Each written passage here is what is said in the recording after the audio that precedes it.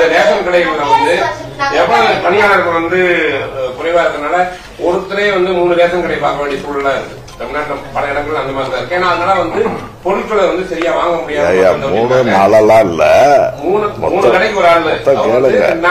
35,000 கடைகள் இருக்கு. 35,000 கடைகள்ல இப்ப வந்து வேக்கண்ட் நீங்க பாத்தீங்கன்னா ஒரு 2,500 வேக்கன்சி தான் இருந்துச்சு.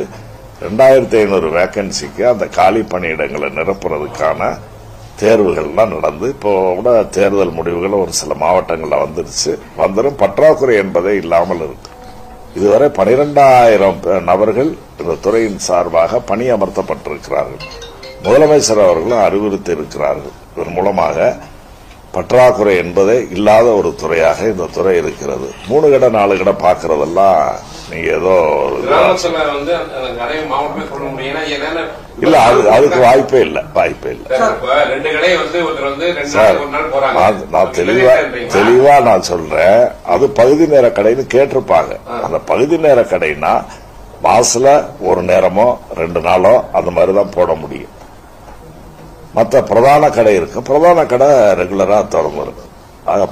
ஒருத்தர் பாக்குறாருன்னா ஒரு மெயின் கடையை பார்ப்பாரு, 2 பகுதி நேர கடைன்னு பார்ப்பாங்க. பொதுமக்களுடைய தேவைக்காக 100 கார்டு 150 கார்டு இருக்கிற இடத்துல கூட இப்ப கடை கேட்கறாங்க. அப்படி கடையை கொடுக்கறப்ப என்னன்னா அவர் மாசத்துல 1 நாள் 2 நாள் தான் இங்க போவாங்க.